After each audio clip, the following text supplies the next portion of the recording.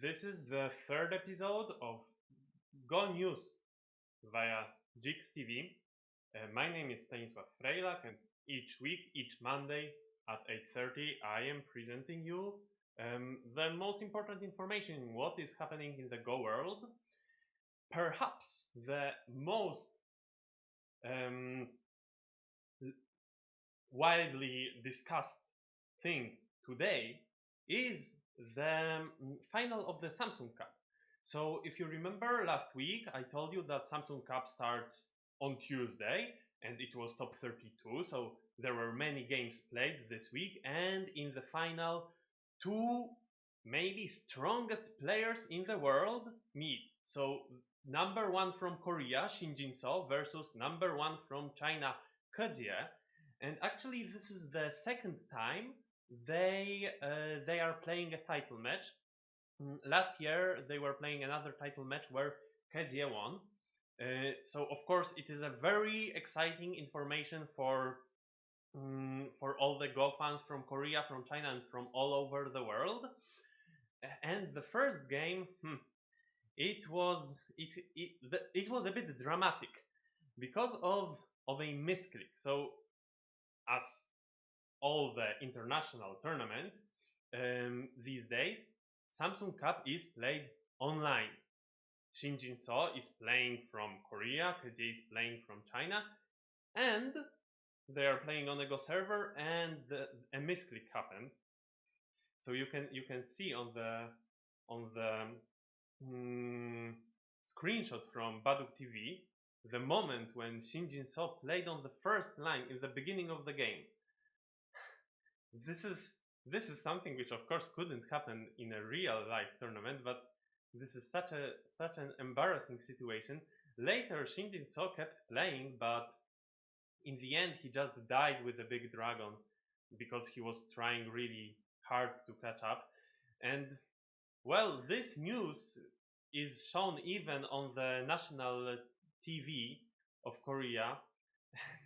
It's not really happy news, but maybe it's good that Go is being discussed on TV.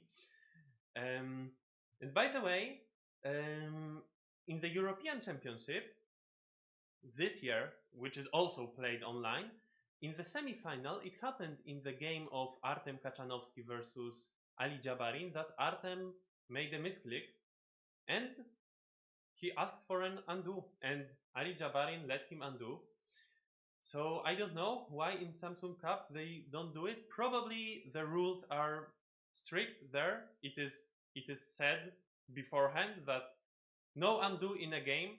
And here, even though of course it was not intentional and apparently it was just Shinjin So trying to arrange a cable which was lying on his touchpad of his laptop, and it happened really accidentally, still there was no undo request, and just the game was, yeah, just the game finished like this.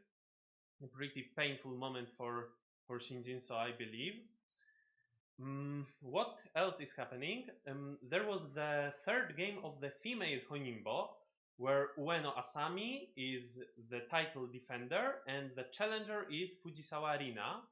So in the third game, Ueno Asami managed to win, and well, in this game, there were not many big fights happening, but in the end, you can see that Ko in the lower right corner.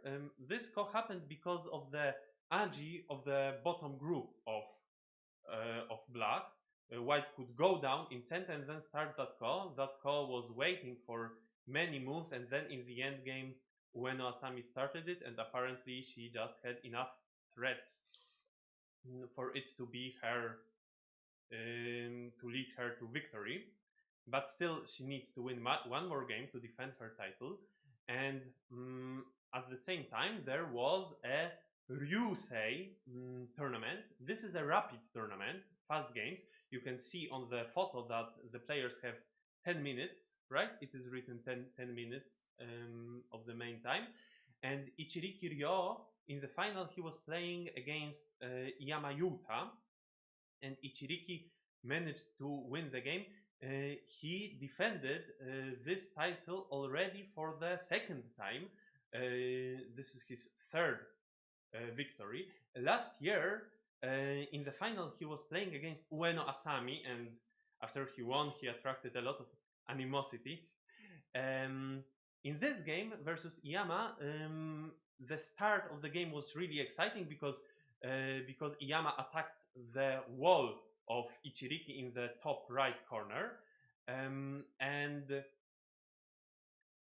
well, the wall died, but Ichiriki got big influence towards the center, and then all the game he was attacking the groups of white, and he didn't kill any of the groups, but he got a lot of advantage from these attacks. So this is the news from Asia. We don't have news from specifically from Korea this week, and neither from China. By the way, if there is any person who would like to contact us and provide us with news from China, then we would really appreciate that. And this also applies to other parts of the world, like the North America, South America, and other countries. The more people informing us about what is happening in the world we have, the better the news will be. So I hope we have more and more people helping us. What was happening in Europe this week? So first of all, there was French Open organized. It was played on OGS, an online tournament. Last year it was a live tournament. It was won by Benjamin Drehan Guenezia, and this year the winner was Neirynck, which is he was maybe a black horse in this tournament. He beat Benjamin, the last year's champion, by half a point, and he also beat Tanguy Le Calvé, one done professional, by 3.5. So congratulations to Luca. And also there was a championship in Belarus. It was Minsk championship. 13 players came, and this was not an online tournament. This was played face to face. The winner is Yuriy Grunkoyski. It is the same winner as last year. He is 3Q. There are also 5 players with a Dan degree in Belarus, and the strongest player is 2 Dan. But still, like, this was a tournament with top Belarusian players. And most importantly, of course, we are all waiting for this European Championship. So since the last Monday, there was what was there played. So first of all, Ali Jabarin won the semi-final against Artem Kachanovsky, and then he is playing the final against llya Shikshin. There was also the match for the third place between Artem and Mateusz, and they played best of 3. And Artem won 2 games, so he won 2-0 and he took the third place. And in both of the games, there were big fights, but in the first game, Mateusz was attacking Artem, and Artem just ran out, and then the groups of Mateusz were pretty thin, and Mateusz resigned. And in the second game, Mateusz was trying to make many groups and settle all of them and not give Artem any territory, but in the end, one of the groups died, and Artem won. And most importantly, there is the final ongoing. At the moment, the score is 1-1 because yesterday there were 2 games played, and both of them were very exciting. In the first game, Ali was playing black, and he started with the attack on white's wall in the upper left corner, but then quickly it was black's group which got under attack, and then the attack proceeded and finished with the bottom right corner dying. So you can see that this one fight just went all over the board, and then llya managed to to win that game. But in the second game, Ali came back. This game started with a severe attack of llya on Ali on the right side. Ali in the beginning he was split. He had two groups, but he managed to settle both of them, and then the game stayed calm. And in the end, I think it is already white leading on the board. I am not sure. I hope you can tell me if I am correct. I hope once you solve this board position, the first thing you did was starting counting points. This is a very good habit, and you can already tell me if my judgment that white is winning on the board is correct. And then the third game. The third game is happening right now, and that's why it is not the finished slide. But wait, I hope we can actually look at the game. So let's check. Aha. So what is happening here?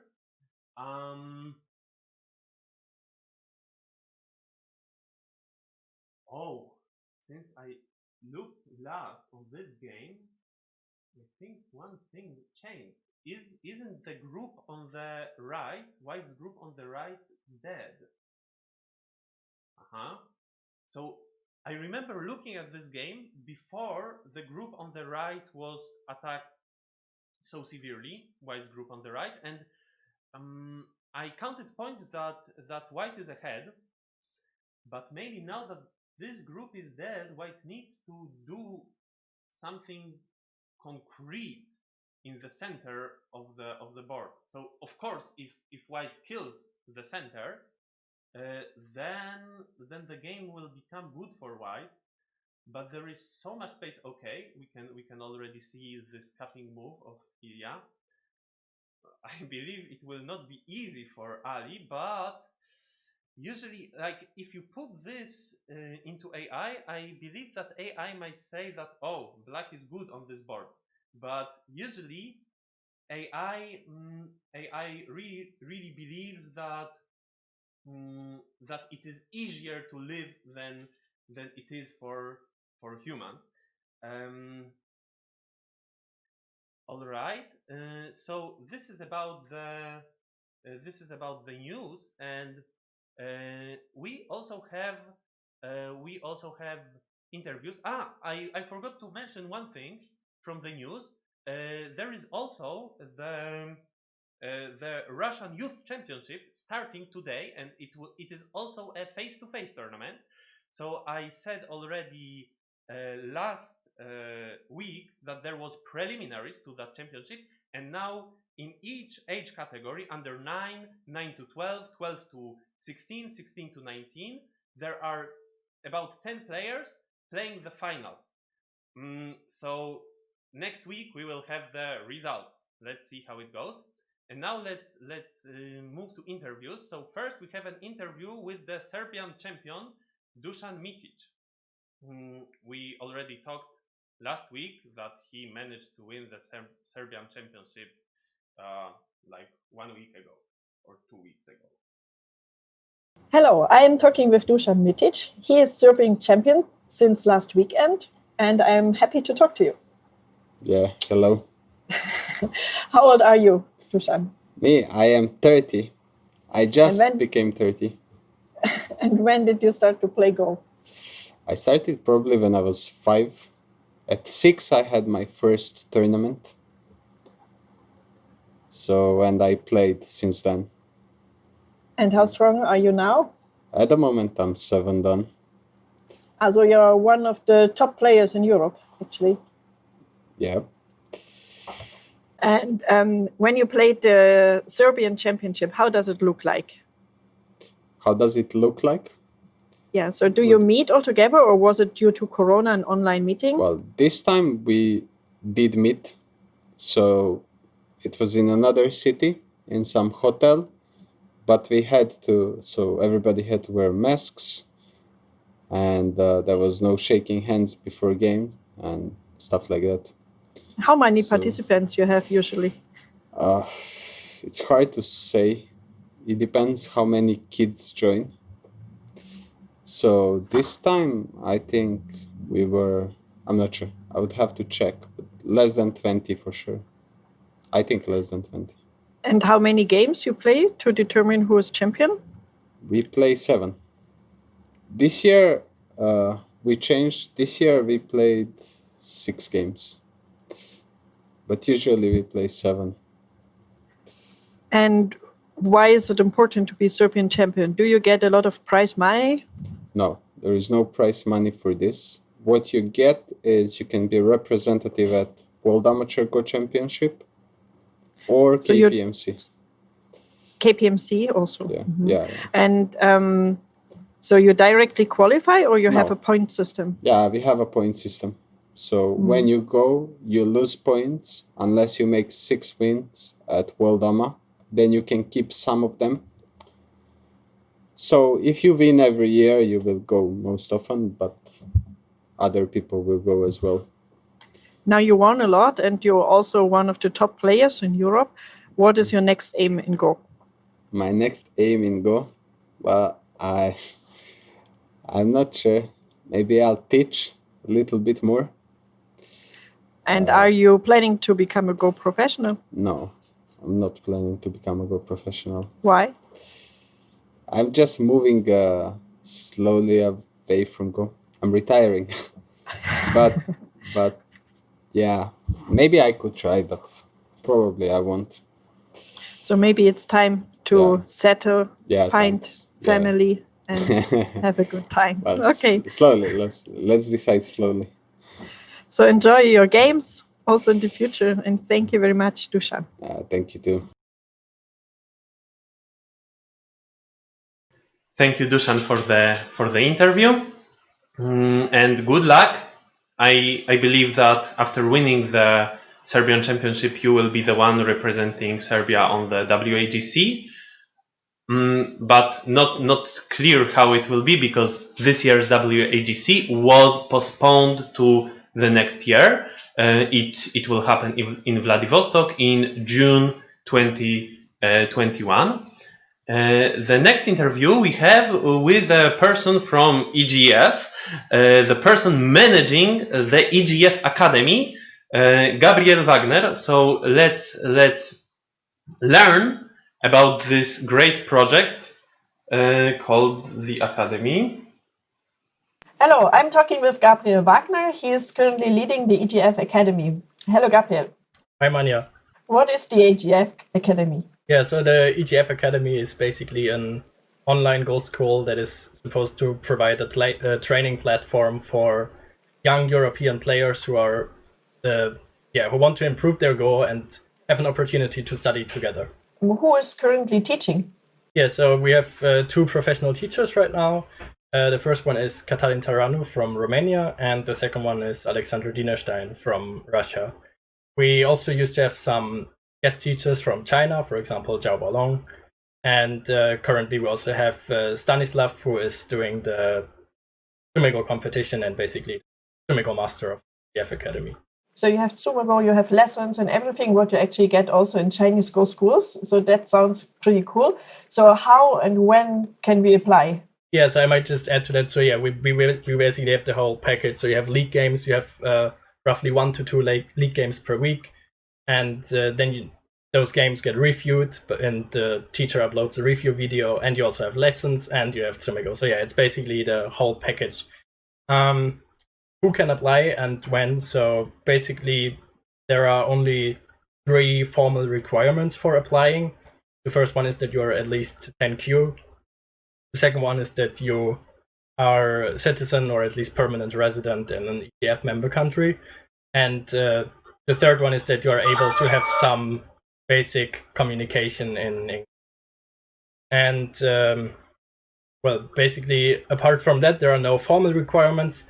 But the EGF Academy is aimed at young players, so the idea is the older you are, the stronger you should be to be accepted. So if you're just like, let's say 10 years old, probably as long as you fulfill the basic requirements, you will be accepted. But if you are, let's say 20 years old, probably you should be like quite a strong down player. How is the EGF Academy financed? Yeah, sure. So we have basically 4 sources of finance for the EGF Academy. The first one is the participation fees from the participants. We try to keep these relatively low because it's also like supposed to be a supporting platform for young players. The second source of income comes from our Chinese sponsors, from Sigo and the cooperation with the Guiyuhong Academy in Beijing. And the third source of income are our supporters, and this is basically where all of you can come in and also support us. So basically, for a small donation that you give to the academy, you can support some of the young players and provide them the training, and you can also get access to our to a list of the best lectures that we recorded in the last 5 years. So basically, you can gain access to that and just give a small donation to us, and it's basically a win-win situation. And then the fourth source of income for the EGF Academy is the European Go Federation, which covers basically the rest of it. That sounds great. So thank you very much, Gabriel. Thanks a lot, Manja. Bye. Bye-bye. Yeah, as Gabriel mentioned, I am a manager of the Tsumega Competition in the EGF Academy, but I am also an EGF Academy Kido student. When the project started in 2015, I joined directly and I played many seasons in the academy, and I like the project really a lot, and I would recommend it to everyone. Join the academy and play games there. Not only we have a Tsumega competition in the EGF Academy, but also in our JIGS TV. This competition is a bit different than that one. Here you are collecting points, and when you collect 75 points, you can get some cool prizes. So let's see the results from previous week. In the problems, double-digit Q problems, I think the third one was pretty sneaky. Only going down avoided a call, and the natural-looking move of the turn finished in a call. And I am happy that we also have new people sending the solutions. So our competition is growing. Then single-digit Q problems. Oh, the third one was again pretty difficult. And it seems that there are the most players are in this category, the most students. And that problems may be more difficult this week than the previous week. We have new problems for the next week. So as always, please send your solutions until next Sunday evening. And send the solutions to 3 problems from your category. If you are double-digit Q, send solutions to double-digit Q problems, and so on. And please send them until Sunday. This week already you remembered about it, but still there was one student who sent the problems on Monday. And okay, they got checked, but for later it will be really much more convenient for us if they are sent on time. And as every week we have a tombola. This week's tombola is connected with the Corona Cup. So as it was announced already previous week, the second Corona Cup is starting today.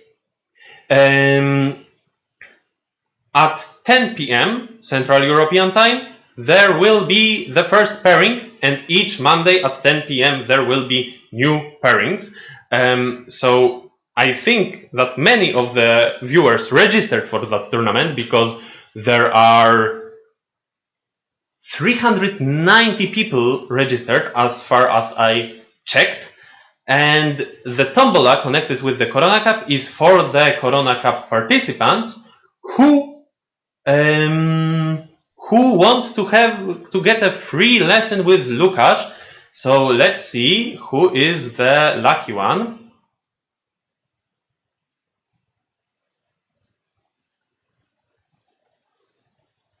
And this is Ferdi. Congratulations to Ferdinand Marz. You are getting a free lesson with a great teacher, Lukasz Podpera, and the organizer of the whole tournament. And now it is time for the advertisement. And this is about a camp which will happen in February in France. I think I don't need to say anything more because you will see it yourself.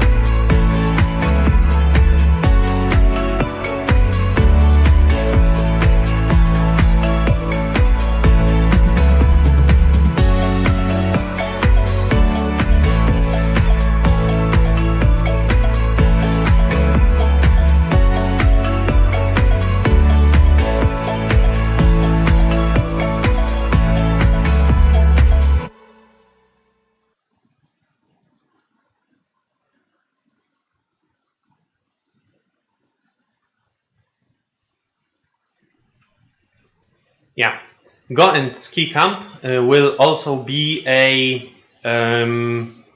thing which a tombola will be organized for. So first of all, the registration to this camp is until 15th of November, and one ticket for the camp, the registration fee, will be given on the tombola on the 16th of November. So please message us, email us if you want to participate in it. I hope that the ad really made you excited about the camp. And as always, for the last slide, we have the Go piece of the week. So maybe some of the observers already can see who made that nice picture, because they could recognize the paintings of Camille Levesque. She's having a very nice series called Stoned on the Goban, which is spreading Go in a very special way with very creative drawings. You can become a patron of her drawings, of her work, and also as a Go TV News participant, you may get all her offers for minus 15% from the 2nd to the 7th of November, only this week. So you can get these works, and I think that they are worth it. So that's it for today's news. And as always, I would ask all of you if you have any suggestions, what can be done better, if you miss any type of content here, if you want to inform us about any interesting Go project you are managing, any tournament you are organizing, or you want to send us a Go piece of a week for the next week, or ask about anything, all of that we really welcome, and we hope to make the news better and better each Monday. For now, I say goodbye, and I will go and keep watching the final match, Ali versus llya. Bye bye.